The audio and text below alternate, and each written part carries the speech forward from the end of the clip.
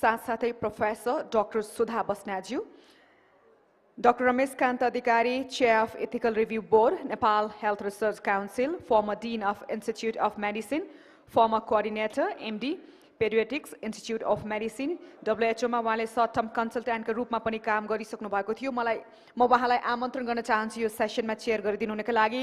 यसैगरी professor doctor Sudha Basnet, उहाँ department of child हेल्थमा प्रोफेसरका रूपमा कार्यरत पनि हुनुहुन्छ। साथसाथै मेम्बर IRC, यसैगरी member research council, university grant commission Nepal, former member ethical review board Nepal health research council. म उहाँहरूलाई यो सेसन चेयरका लागि अनुरोध गर्न चाहन्छु। हामी तर्कमा टेकेर तथ्यमा आधारित रहेर चिकित्सकीय पद्धति उपचार पद्धतिलाई अगाडि बढाउँछौँ कि बढाउँदैनौँ, तथ्य र अनुसन्धानले पुष्टि गरेको उपचार पद्धति अपनाउने बाटोमा नेपालको स्वास्थ्य प्रणाली कहाँ छ? साइन्टिफिकली प्रुभन एभिडेन्सहरू जम्मा गरेर उपचार अघि बढाउने हाम्रो प्र्याक्टिस कति बलियो कति कमजोर छ र तर्क तथ्य र अनुसन्धानले ब्याकअप गरेका उपचार पद्धतिहरू कसरी दिगो हुन्छ, कसरी त्यसले स्वास्थ्य सेवालाई छरितो प्रभावकारी बनाउँछ भन्ने विषयमा यो छलफल यो सेसन अगाडि बढ्नेछ र म चेयरहरूलाई अबको यो सेसन अगाडि बढाइदिनुको लागि पनि अनुरोध गर्न चाहन्छु।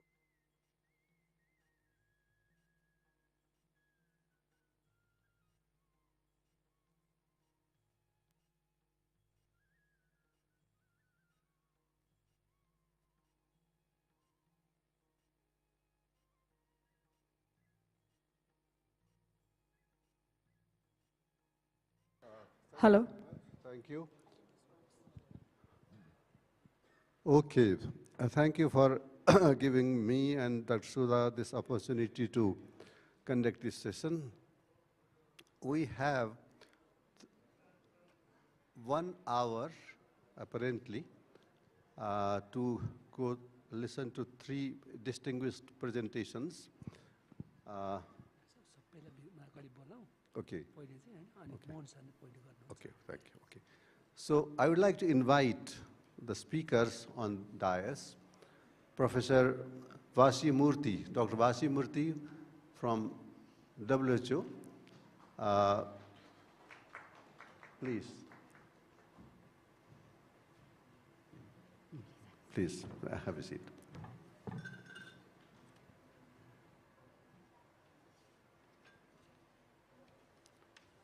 Dr. Raju Vaishya, please. And Dr. Mohan Raj Sharma.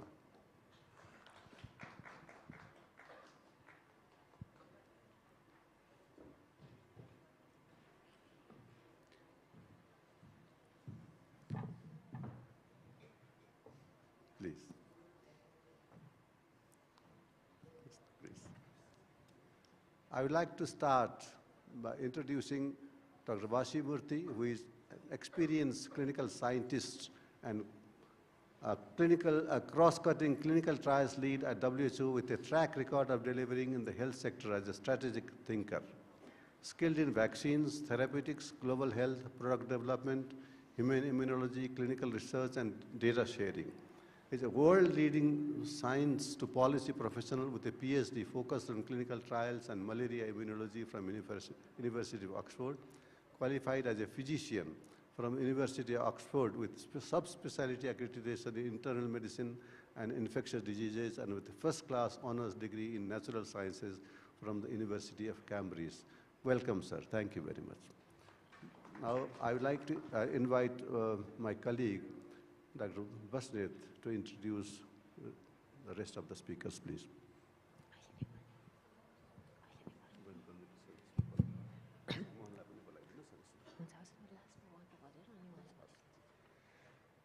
Our second speaker, thank you, sir. Our second speaker for today is Professor Dr. Raju Vaishya.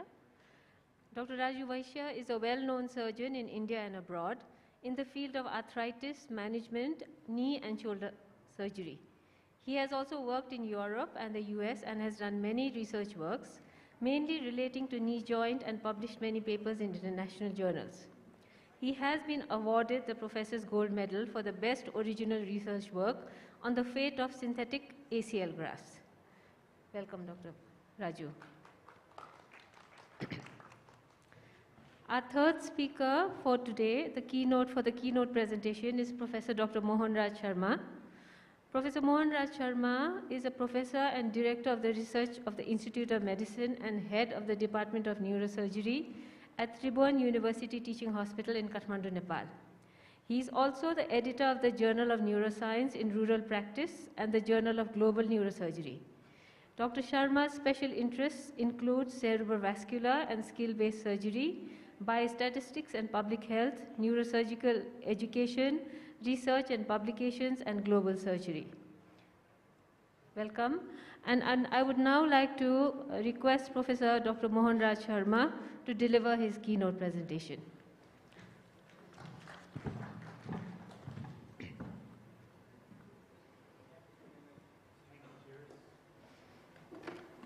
Thank you, Chairs. It's an absolute pleasure and honor for me to be presenting on this topic. It's a different one.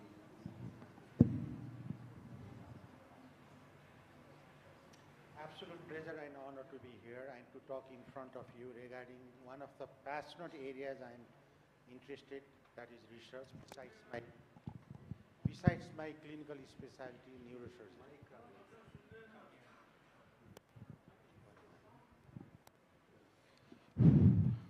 Avasuniyo?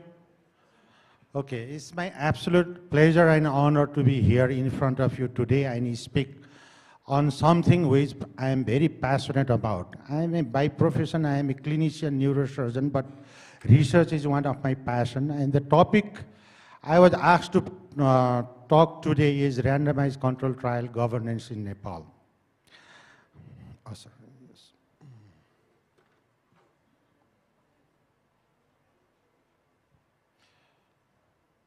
No, this.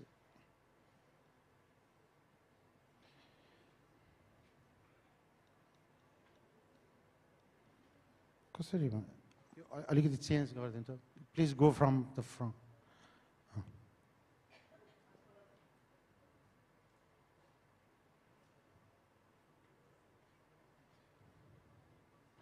Okay, I'll start with this quotation. It is wrong always, everywhere, and for anyone to believe anything upon insufficient evidence. And that's what we are going to talk about today. And everything you do regarding the patient should be data-driven, and how you derive data is based on your research.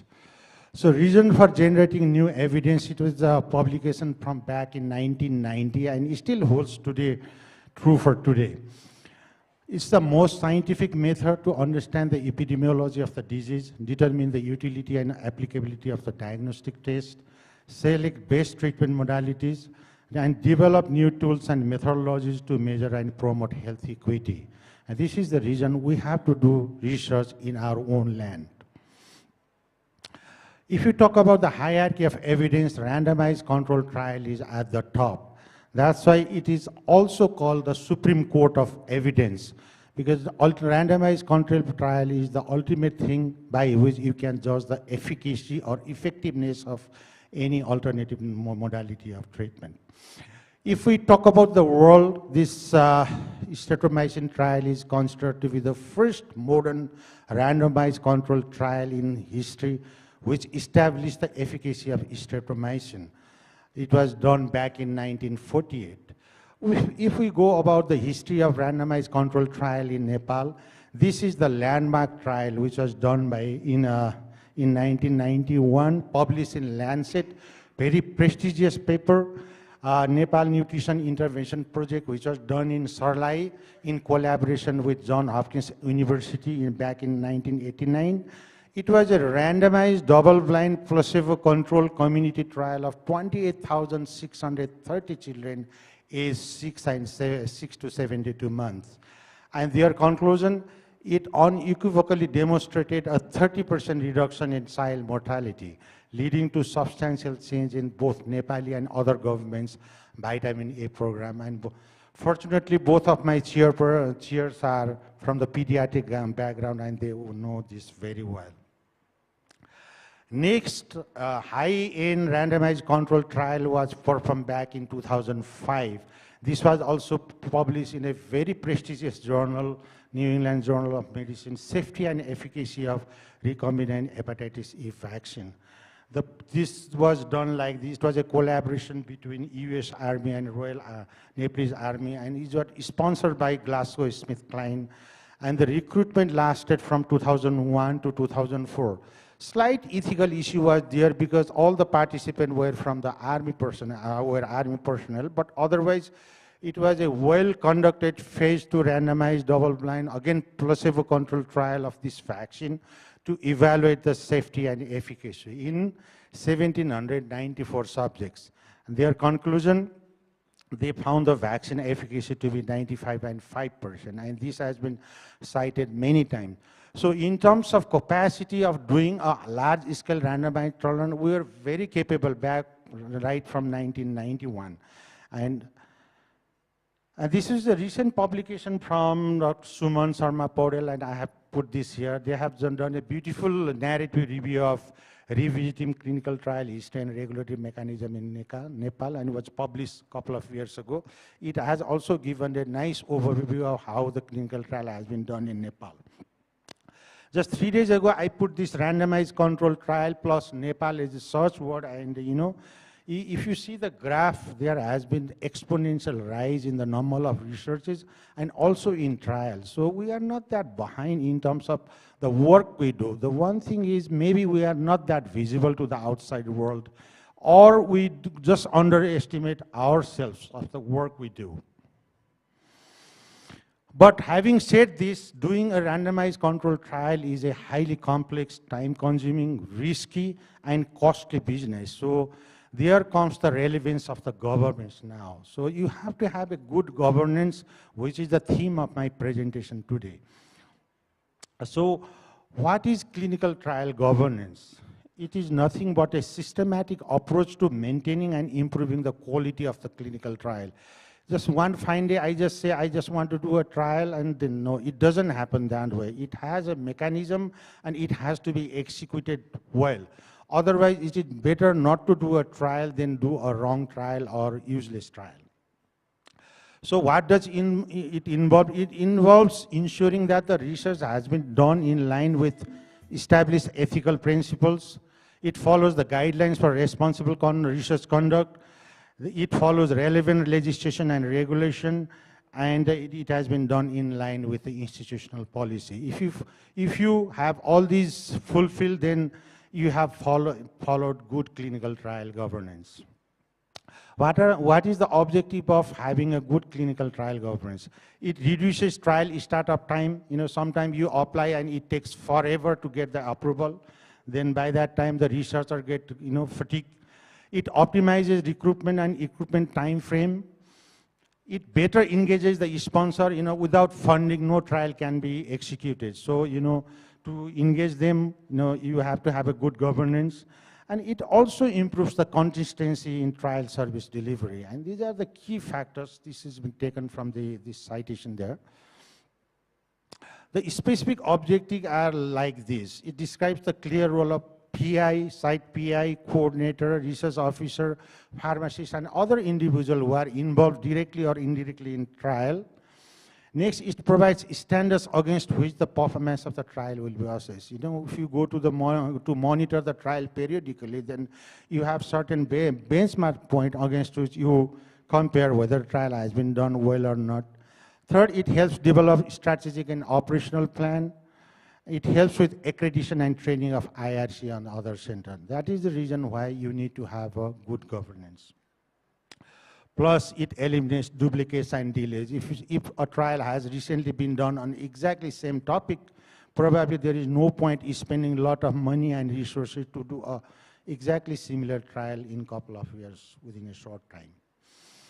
So what are the elements of now? We established the fact that we need a good clinical governance and clinical trial governance. So what are the elements of it? So ethical approval is mandatory. So good ethical approval, addressing all the ethical issues should be there. And another thing is it should be compliant with legislation, regulators, guidelines, and codes of practice, both national and international. Third, it has to deal with the legal matters, which includes contracts, insurance frameworks, and other things. Financial management, this is one of the very controversial issue in funded research, and trial is of course almost always funded. So how the finance has been handled is always there, and there should be clear-cut guideline. Risk assessment and management, every research involves some risk, and if it is a trial, then the risk is slightly high. But how much risk you are willing to take for the larger benefit of the society is always a factor of concern, and that has to be well stipulated. And managing collaborative research is also another important thing, and monitoring of the trial, whether it has followed the protocol compliance, how many SAE, how many AEs have been reported, all these things are part of the elements of governance. And above all, ensuring responsible research conduct and managing research misconduct. Responsible research conduct is talked a lot, but how you manage research misconduct is area of debate. And reporting requirement also we should cover. So these 10 points are the elements of research governance, and if we comply with all these points, our research governance is great. So few countries have a clear-cut guideline on how you govern this clinical trial, and Australia is really leading the front, and they just recently published this updated version back in 2022. Let's briefly talk about what is the status of clinical trial governance in Nepal. This is the main Nepal Health Research Council is the main institutional body that governs the clinical trial. How it does that is by these points. It does the accreditation of the IRCs. Technically, all trial automatically go to the National Ethical Board of the Nepal Health Research Council, but every IRC has the right to review their, if it originates from their institution, but that has to be accredited by the ERB of the NHRC. That is one. Another, it gives periodic training of the IRC members spread across the country. Currently, there are 60 IRCs accredited to Nepal Health Research Council, and it's the responsibility of the Nepal Health Research Council to give training to them, which it has been doing. Research promotion training and approval and monitoring of the trial, it does regularly, so that they are compliant with the initial proposal. One issue that needs correction is the vaccine trial. When COVID-19 came suddenly, then nobody was ready to give approval for the trial, and that time it was somehow it was decided that only cabinet can give permission to trial, and now this is something we need to change. So far, I took this from Nepal Health Research Council. So far, they have done 189 training program with more than 5,000 participants, and more than 8 types of training they have done. And Nepal Health Research Council also has tried to develop Nepal Health Clinical Trial Registry. It has to take momentum, but it is there. And credit hour also, NHRC started giving credit hour to research methodology or research-related courses run by other institutions. And NHRC also doing some work on raw data research. So these are the activities by which NHRC is trying to govern clinical trial in Nepal. Apart from this was first published in 2005 National Guideline on Clinical Trial with the use of pharmaceutical product. I think Professor Adhikari was there that time. And recently, NHRC has published a guideline in 2022 how to responsibly conduct research, and this also has all the rules and regulation how you should conduct trial. Clinical trial properties, Kare Vidhi, that was also, I saw that on the website, but I did not find the full text of this, and I am not sure this has been updated. If you read this National Ethical Guideline Health Research in Nepal 2023, it has got all the points related to you. It is freely available, PDF freely available from the NHRC website, and for the young researchers, it is extremely useful to go through this before you embark on any new trial. Next important government organization is the Department of Drug Administration, and it clearly says also the end 2035, I believe it's 78, that before you start any trial, It says कुनै नयाँ औषधि clinical trial गर्न चाहेमा सो कामको लागि विभागबाट तोकिएमा चाहिँ अनुमति पत्र लिनु पर्नेछ. So if you want to do a clinical trial with a new drug or new vaccine, new device, anything, then the first thing you should do is try to get approval from DDA. It's equivalent to FDA in the US, so you have to get this done, otherwise trial cannot be done. And third, key stakeholders in the trial are the institutions where the actual trial is performed. For example, in Tribhuvan University where I work, the trials and extramural funded projects are handled differently as opposed to thesis of the undergraduate, postgraduate residents. So we have a different committee. But I just informally talk with my colleagues in KU and other academies. They also have a mechanism, but not as clear-cut as I had hoped. So some are done under research committee of the institute, some are done under research division. No clear, I did not find. I think this is the time when we need to upgrade this. I'll show you how it is done in TU, in Tribhuvan University Institute of Medicine. We have Anusandhan Shaiksik Vikas Pariyojana Vyavasthapan Karyavidi 2072. This is the TU. And from the TU, we have Institute of Medicine has adapted this, and we had this in 2077. Chikitsa Shastra Adhyayan Sansthan Anusandhan Pariyojana Karyanvayan Karyavidi. And it has got two committees. One is the permanent committee and another is the steering committee. So nobody can bypass this step, so it is streamlined. So that no research misconduct, the opportunity for research misconduct. What are the barriers and solutions regarding the clinical trial governance in Nepal? One is, don't say lack. Dr. Sudha Sharma said this morning, I like that. There is no such thing as lack in Nepal. You have the lack of your knowledge. So we do have insufficient research capacity, yes. We should improve on this, and what we've been telling is in every medical colleges which are accredited by Medical Education Commission should have dedicated research department, which does large-scale research, and one of the large-scale research is clinical trial. And another is inadequate research enthusiasm. This is what I believe is the prevailing and very pandemic in our country. For that, we need to get periodic training. And the seniors should encourage the junior, young researcher and give mentorship so that they are encouraged. And research is one of the things where it doesn't have any incentive. That's why people don't, especially clinicians are very less inclined to do research because there is no extra job opportunity, no salary incentive, no fast career advancement.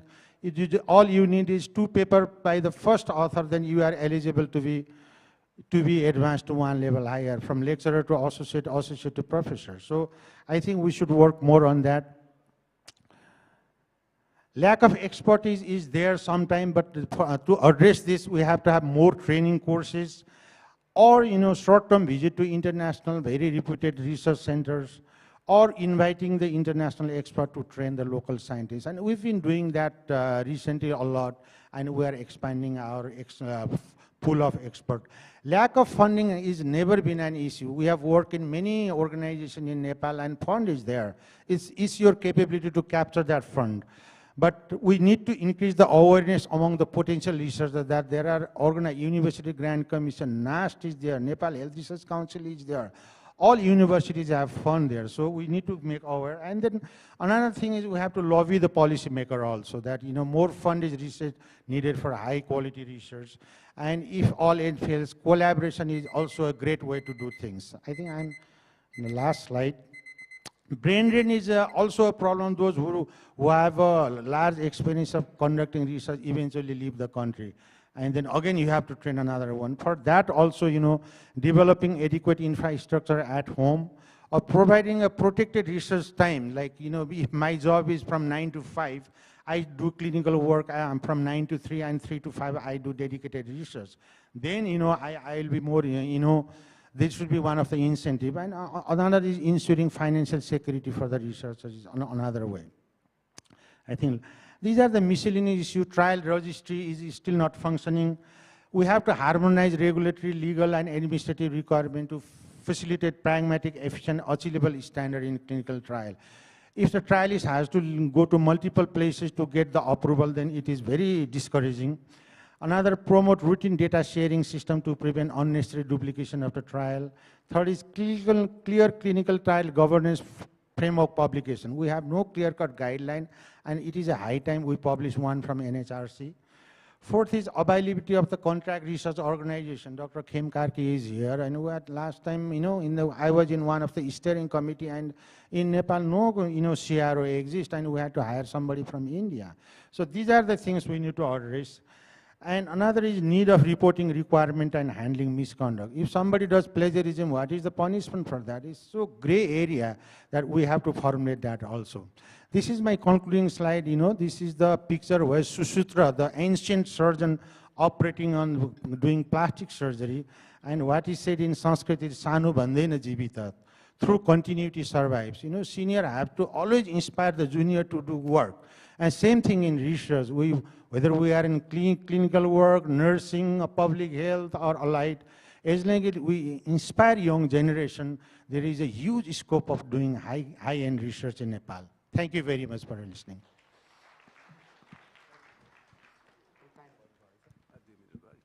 Thank you very much. Probably you are not told that you had only 15 minutes and you had some confusion in the beginning about the sound system. So I thank you for your excellent presentation. Without wasting much time, I would like to invite Dr. Vasimurthy for his presentation, please.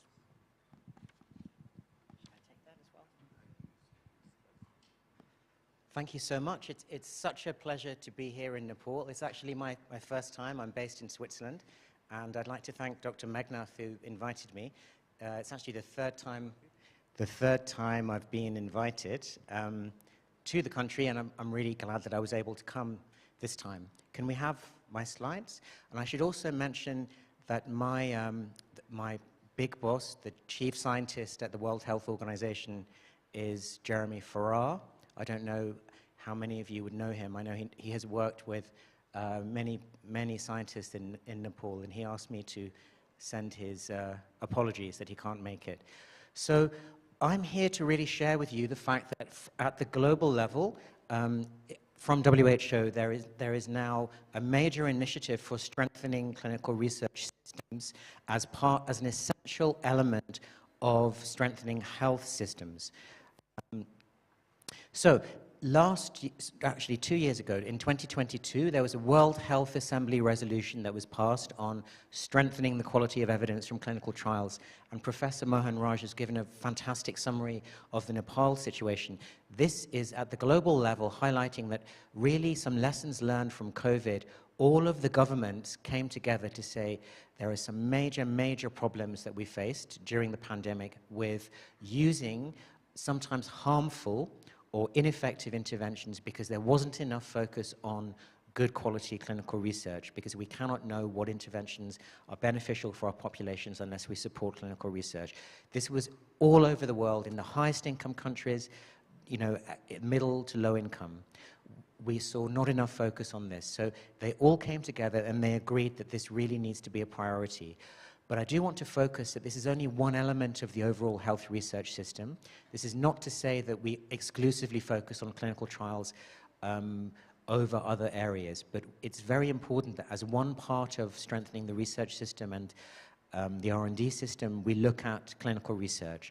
And different countries can put a different focus on clinical research, but where countries choose to really focus on embedding clinical research within their health system, this resolution now is really asking WHO Secretariat to provide various tools to support different stakeholders, both within the government and researchers. And it's really only if researchers are enabled and supported, careers exist, as was discussed, to support really a strong cadre of clinical researchers in the country, and the government is enabling that we will see enough high-quality evidence.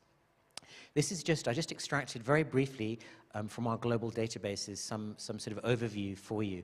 If you look at the 6 WHO regions, you'll see that the Southeast Asian region is the 4th in terms of the total numbers of clinical trials, and that here infectious diseases are the commonest cause, or the commonest topic for clinical trials, although cancer, neoplasms, is increasing as you would expect, because non-communicable diseases are actually the greatest disease burden globally now.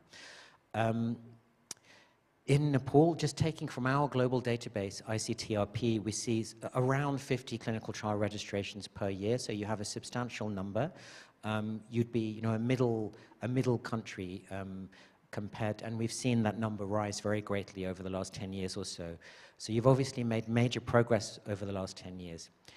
There are three key problems that we see with the clinical trial ecosystem globally. What has happened everywhere, and this is true in high-income countries as well as others, is that more and more committees and processes have been set up, and what tends to happen is that they don't coordinate with each other. So there's a big problem where we're not generally enabling the high-quality trials. That's problem number one. More committees is not a better system. So we really need to look at how to streamline the approval processes, coordinate between the different parts of the system. Secondly, unfortunately, we have a huge problem which was seen most clearly during the pandemic, but it exists in all areas, where most of our decisions in health are still right now not based on good quality evidence. We don't have clinical trial evidence in most areas. In some areas it's not possible to develop it, but in other areas it just hasn't been done. One analysis I found recently from Australia, which is, you know, a country with a good research system, was that less than 20% of all the clinical practice recommendations are based on good quality evidence. So most decisions doctors are making are not actually based on very firm evidence because we just don't have it. And one of the reasons is because most of the clinical trials that are done are not very good. And this is for complex reasons, and again, this is everywhere. People tend to do small trials, often in their own institution, because it's difficult to do larger trials, and it's very difficult to collaborate between countries, but also within across countries, collaboratively. The incentives that exist tend to focus on publication and grants, which tend to lead people to do small trials, which are not very helpful. So by most analyses, the vast majority of the clinical trials are not so helpful. If there are 5 institutions or facilities, it would usually be better to do one large trial that is really compelling rather than 5 small ones. But usually at the moment, we're doing 5 small ones. And finally, of course, very importantly, we need to further develop capacities. But they really need to be done in a sustainable way, and as far as possible, embedded into the health system. And this has been very variably happening before. What has often happened is that international donors have come in with good intentions, and sometimes this leads to a big new building and like a opening ceremony where you cut the ribbon and then there's a project, and then after the project finishes, the capacity is lost. So we're really interested in how we can have sustainable, always-on networks of clinical research that are always ongoing and are really embedded into the health system. I'm going to skip this, but this is just a lot of the work that's gone into our developing the soon-to-be-published new WHO guidance on best practices for clinical trials, which I'll come back to. We had 5 regional consultations. 4 of them are here. One of them was in Delhi. Our regional offices led them all. The 5th one was most recently in Wipro in Malaysia, where we literally asked the regional offices to ask the local leaders what they saw as the problems and the barriers and the solutions for improving the system. And then we had a global meeting where we asked a few key people from each one of the regional meetings to come to a global meeting. And this was published in The Lancet. What was interesting was that from all over the world, with people from cancer, diabetes, dengue, HIV, a lot of similar issues came out. And I think the key areas of focus were how do we develop capacities sustainably, move away from spending all of our time applying for project funding to having these really functional networks of clinical researchers linked to the health system facilities. How do we have prioritization for clinical research with alignment between the stakeholders so that the trials that happen really are going to lead to compelling evidence that actually can be used in the country, so can be delivered in the health system, can be scaled up, are implementable. How can we enable international collaborations that are not only driven by a few well-meaning international donors? How can we have better capacities and efficiency in the system, including the coordination between the elements that I talked about?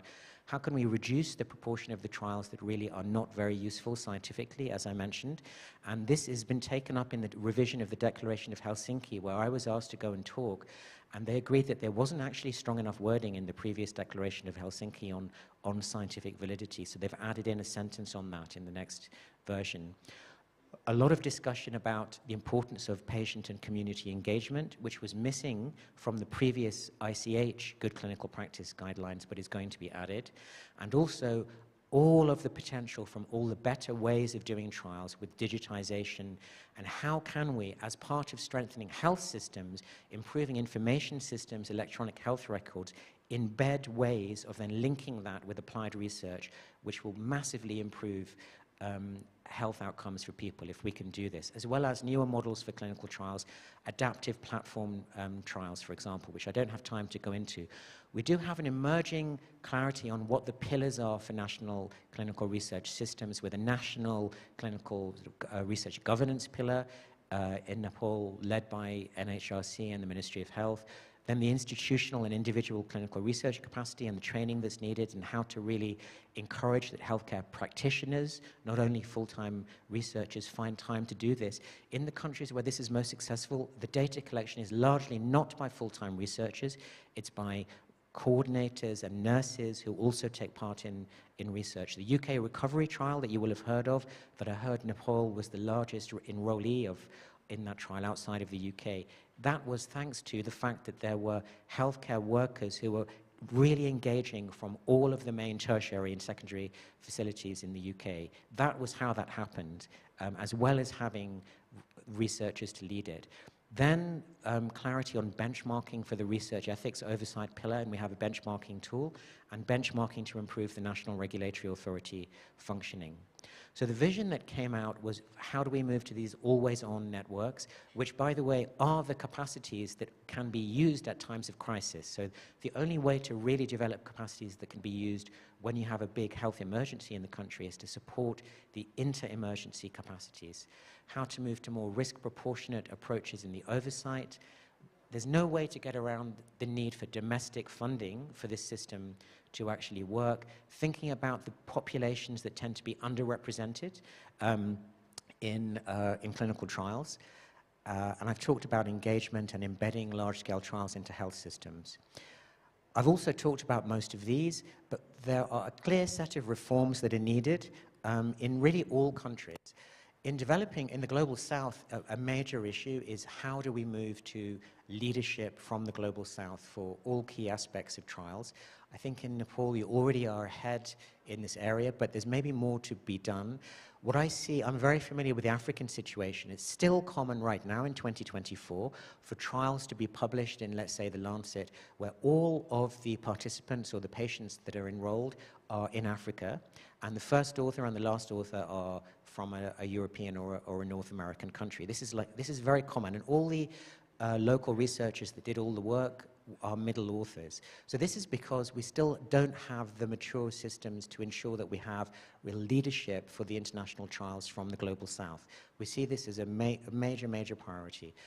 Ongoing sustained capacity, moving to maybe single research ethics committee review models in countries where we don't have them, how to ensure coordination between the committees. In general, it doesn't add anything if you have a multi-centered trial with 20 sites and you have 20 research ethics committees. So we need to find the right way to streamline this. I'm sure you've had a lot of discussions already in Nepal about this. That has to be led by the local leadership in the country. That there's no one simple best way to do that. We would really like to encourage moving to single submission systems. In Europe now they have this. Only recently did they put this in place, where you submit through one online system, it does the clinical trial registration, it submits to the National Regulatory Authority, and it submits to all the research ethics committees, and there is no paper. So I think a short-term aim there is to really move away from any kind of hard copy paper submissions, because that really should be in the past by now. But there's a lot of work to be done there. Some of that doesn't have to cost that much to move to sort of electronic systems. Can we move to parallel review rather than sequential review between the regulators and the ethics committees? Can we have coordinated processes, which exist in very few countries? Actually, Africa is ahead here. It's ahead of Europe and North America. I'll say that again. Africa is ahead of North America and Europe in this area of coordination between regulators and ethics authorities. So your progress here, isn't necessarily pegged with your sort of economic level, where they have a system where all of the bodies that are looking at a clinical trial look at the protocol together, and instead of maybe 20 lists of questions going back to the PI, there's one list of questions which are all agreed. And this, I've seen this accelerating the startup times by up to 12 months. And the potential health gains by accelerating access for a new intervention by 12 months, you can see, are huge. So it can have really tangible improvements for populations. And for time, I'll skip that.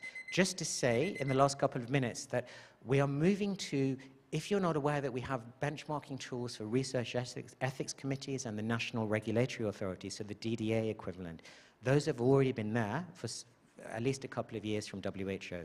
Something new is that we're moving towards developing a benchmarking tool for clinical research institutions, and we're just going through the early stages of this. So this could be interesting for clinical researchers or universities in Nepal once we have developed that. And we're going to be launching this guidance that we have developed soon, and then engaging with any stakeholders that are interested on how to enable the work of high-quality trials once they're prioritized. And just to close by saying that I'm only talking about clinical research, but I work in the Research for Health department, which is a fairly new department created 2 years ago as part of the Science Division. Again, the Science Division is new in WHO HQ, created by Dr. Tedros to put science and evidence at the heart of everything WHO does. And in our department, we have all of these. These slides can be shared with everyone, and they have links to this available guidance on all of these areas in artificial intelligence, in genomics. A lot of new guidance is available from us on the research side. And with that, I'll thank the organizers for inviting me. And I have one final slide. Can I go back? So, can you go back one slide? Here. So just to say, this is the high-level messages are, we're really trying to work with any countries and partners that are interested in enabling sustainable clinical research capacities that are aligned with ongoing clinical research needs that meet local and global needs and really take into account local perspectives. That we have locally led strengthening of national trial ecosystems, which already are underway in Nepal, very, I think, far underway from what I've seen, but that we're really calling to work with you on how we can further strive for efficiency gains and addressing bottlenecks, because this is in the interests of your population. How can we have effective prioritization so that these resources and capacities, more of them are used on the work that are really going to lead to the impact and improve outcomes for your populations, rather than be wasted or lead to populations that really have publications that may have no value. Let's not assess this by the numbers of publications, but by the policy change and the improvements in health at the population level. How can we make sure that the clinical research is really addressing the populations that it needs to address? A lot of the trials tend to actually exclude the groups that are most in need of the intervention, so that's a major focus. And also, when our guidance comes out, we hope this will help with really focusing on the key issues, the key scientific and ethical issues, to make sure that research meets its needs. And finally, just to say that we also are funded, and these are our funding agencies. Thank you very much. Thank you, Dr. Murthy. I invite Dr. Basnet to invite another speaker. I would now like to invite our next speaker, Professor Dr. Raju Vaishya, please, for your presentation.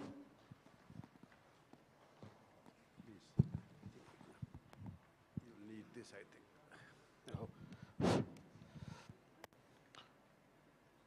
Can I have my slides, please?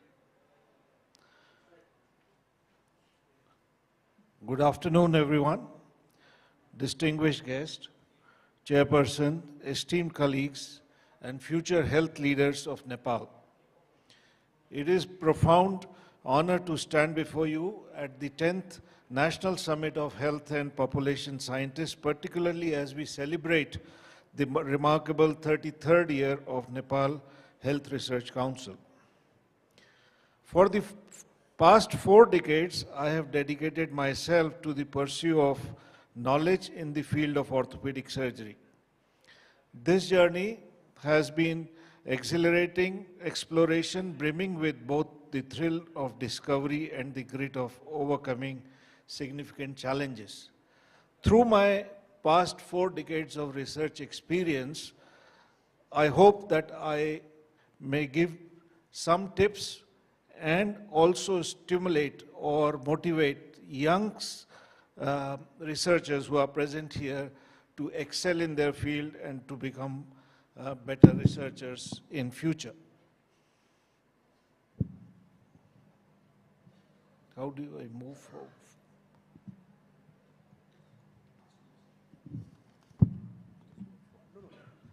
Oh, sorry. This way. Okay. Thank you.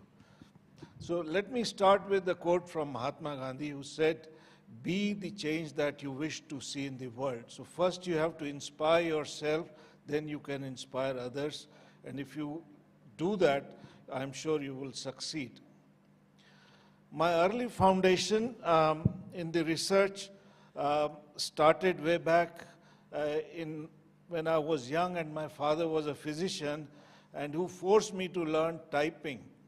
At that time I didn't like it, but because he was a doctor himself and had published a couple of papers during his early career, he probably understood the importance of research at that time. So my fascination further increased when I joined the medical college in Gwalior Medical College in 1977 and met my first professor, Dr. B.D. Chaurasia. Some of you might have heard his name. He was a famous anatomist and had published at that time 46 international papers. So that actually was quite a bit for me, and that helped me to get stimulated even as the first year MBBS student. Then I continued my interest in research. I was a good student, so that helped me in that to carry it forward. More people in my life then influenced me, but I must tell you that mentoring is one of the most crucial area in research. If you don't have mentor, you cannot excel. Because mentor is someone who can see more talent in you and ability within you than you can see yourself. And mentor can help you to bring it out for you and to excel. And that's why it is very, very important to have a good mentor if you want to move into the field of research and publication. My first research was actually by default for my postgraduate theses for MS and MCH. And these were the two theses that I did in 1986 and 1990 in the University of Liverpool. But I did not waste my research that I did in my post-graduation. I published those research papers from the data that I had, and that was very important.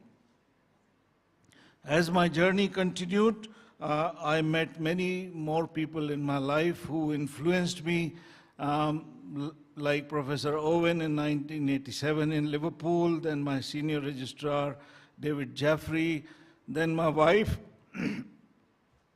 who forced me to learn computer in 1988 when I was doing my higher surgical training in Oswestry in UK, and I thought it was my waste of time, because at that time I never thought that doctors will ever be using computers for anything.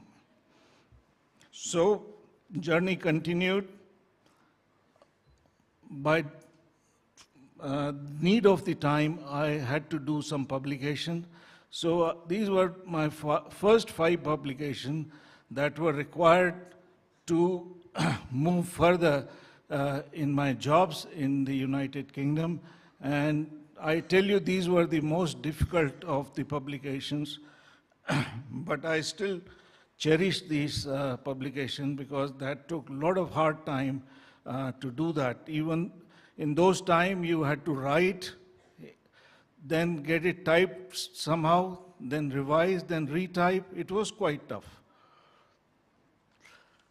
Then after I published these papers and got good jobs, my research activity actually stopped for a few years because I was in the beginning of my setting up my career. Only in 1999, reincarnation of my research activities started.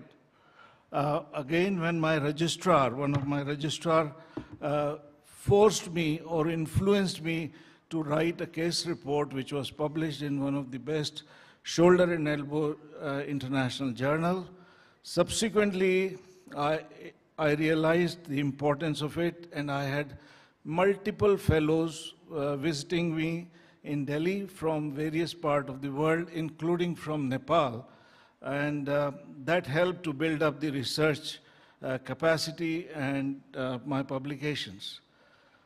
Then some people noticed my potential maybe and forced me to join some of the editorial boards of the orthopedic journals, and that actually was quite helpful in pursuing my research activities. So because of all this hard work which underwent before, the byproducts were research awards, and I got several of such awards like Best Publication Award, Best Research Award, Dr. B.C. Roy Award, several orations, adjunct professors, and also Distinguished Researcher Award. So far, I have collaborated with more than 550 researchers in my publication. And these are the most important ones who have published more than 20 papers with me during my journey. There are several challenges that you face during your research journey. The most important ones which I felt is lack of mentorship. Not everybody can get mentor, not everybody believes in mentorship or think about it. Then most of us are clinicians like myself who have paucity of time, so you don't ever think that research is the priority in your life. Then there are inadequate incentive, especially in private practice. You don't progress, you think, because you are spending time on research.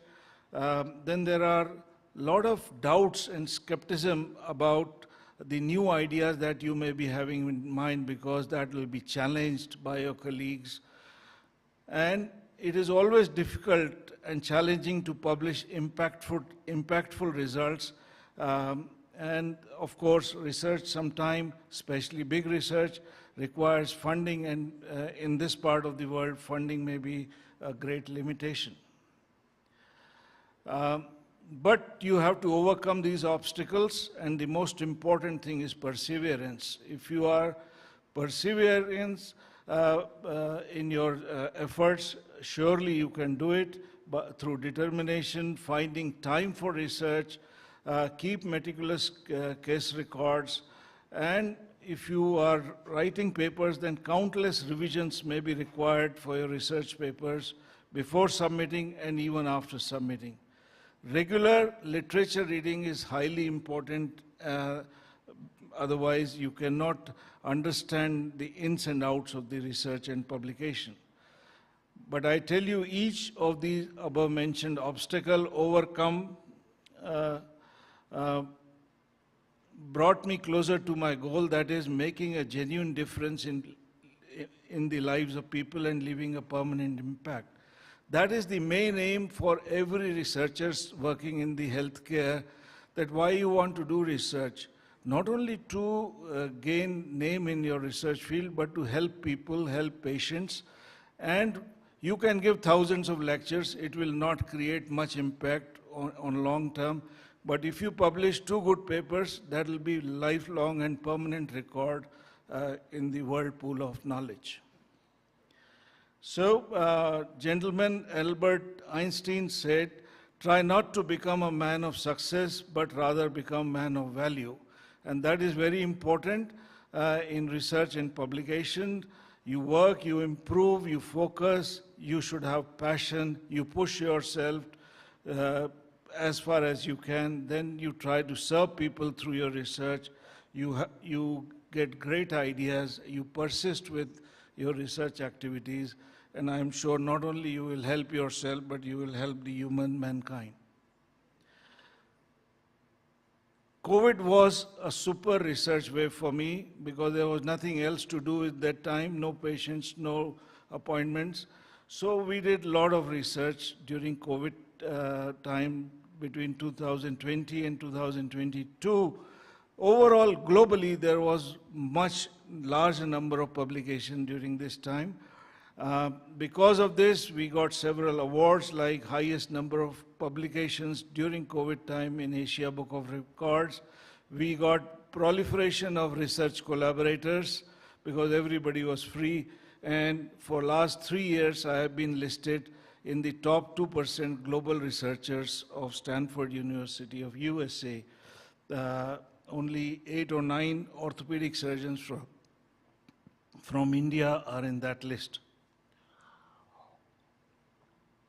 As I said before, if you do research, awards are the byproducts of it, and I got plenty of them, as you can see here.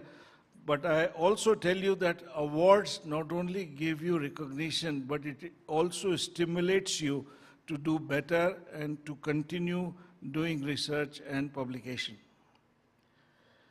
I am not only a researcher and clinician because of these two things, I am also involved in several administrative responsibilities. Many of these are academic, like adjunct professor, core committee members of all Apollo Group of Hospital that has 77 hospitals. Then I'm also a specialist advisor for orthopedics of Diplomat of National Board, that is DNB of India. So it's quite satisfying, although time consuming. As I said, because of my research interest and activities, I am now almost on the editorial board of 12 orthopedic and non-orthopedic journals. As has been mentioned, that collaboration is very important in research. It has several advantages, like it helps you network building and new opportunities and sharing your research data and findings with others. It also helps you to do more research that increases your productivity and efficiency and improves the outcome and quality of your research. And as I said, I have collaborated with more than around 550 researchers so far. So these are my editorial association, as you can see, almost a dozen. So research actually motivates you because it brings you a lot of recognition for you, as shown in this. It also helps you to get into the top researchers group, and you can see that so far I have published around 800 research publications which have been read by almost 700,000 people, meaning that they are creating impact on them, and you get good metrics also. So these are the top 5 articles that have received around 1,000 or more citations in the past, and most of them, as you can see, are related to COVID.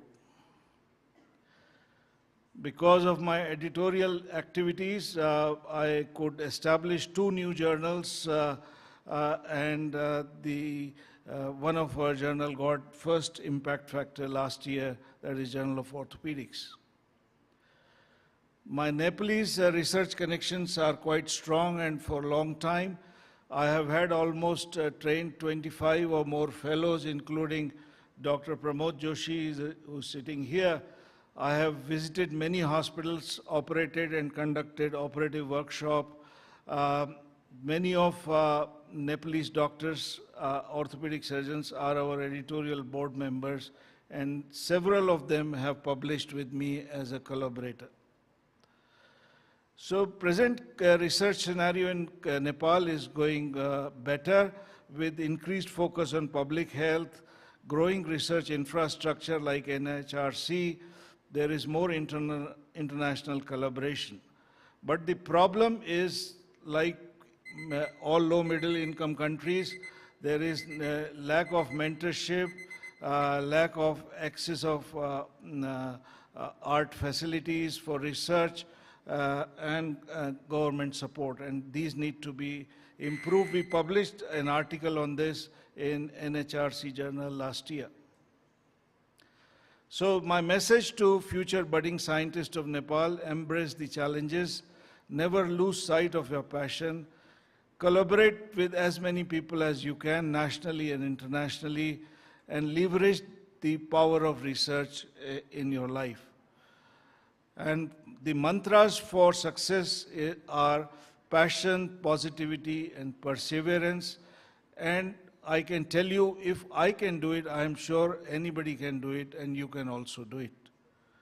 I thank you, everyone, and my tribute to our chairman, Dr. P.C. Reddy, who always promotes and helps the researchers, my family, and my teachers and patients. Thank you very much.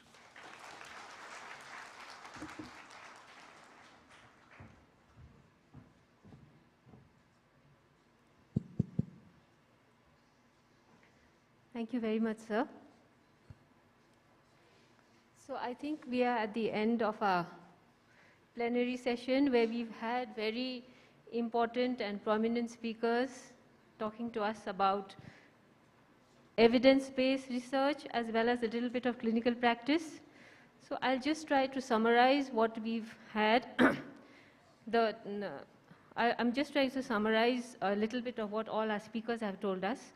And thank you, all three of you, for your very encouraging and very excellent presentations. I think we all learned a lot from it, and I think most of us were able to stay awake after the heavy lunch.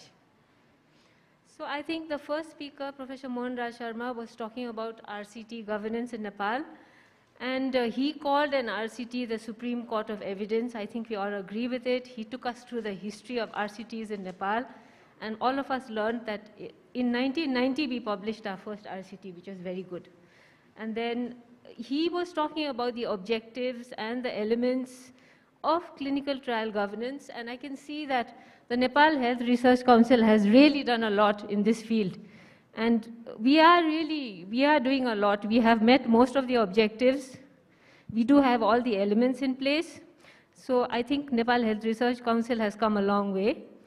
And so looking at the governance in Nepal by the NHRC, I think NHRC still has some challenges, out of which the main challenge is trying to establish a clinical trials registry.